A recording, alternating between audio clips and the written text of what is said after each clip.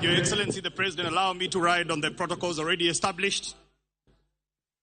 Mahatma Gandhi once said that nation's greatness is not defined by its economic power or military strength alone, but rather by how it treats its most vulnerable members. Another great, Nelson Mandela, says, "What matters in life is not the mere fact that we lived. It is what difference we make to the lives of others that will determine the significance of the lives that we lead." Your Excellency, as we celebrate Madaraka Day, we need to ask ourselves the question, 62 years later, are we free yet? I dare say that we are heading in the right direction because, Your Excellency, this morning or this afternoon, there are 3 Kenyans who represent a growing list of the new homeowners that you are going to present with their right to home ownership. Your Excellency, freedom from indignity, freedom from living in squalor, freedom from having to pay to use a toilet, freedom where someone doesn't have to pay 172% more for water, that is true freedom. Your Excellency, allow me to invite the 3 that represent the new homeowners. I have Damaris Adoyo Ochele.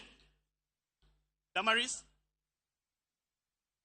Your Excellency, Damaris is a county administrator in the county of Homabay, and she is a homeowner. I would like to request that, Your Excellency, you come in front with your permission so that you can be able to present her with her right to home ownership. Damaris, come on, tuwapigie makofi Damaris tafadhali.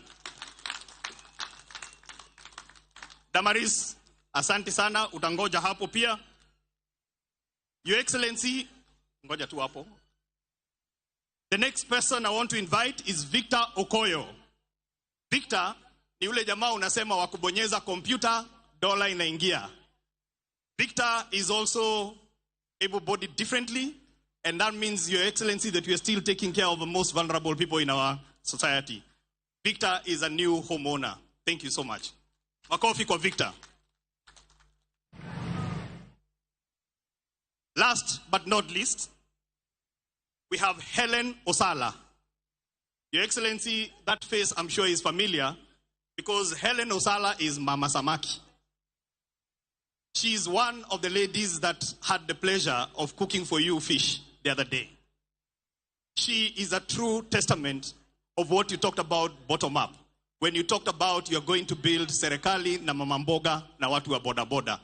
Asante sana for dignifying Helen.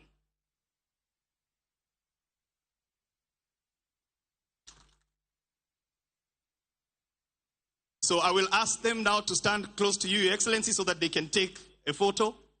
These are the 3 new homeowners that represent majority of the growing list of new homeowners. Your Excellency, we have changed the tune from freedom is coming tomorrow to freedom is here. Let's celebrate Madaraka Day for majority of Kenyans who are new homeowners. Thank you. God bless this great country.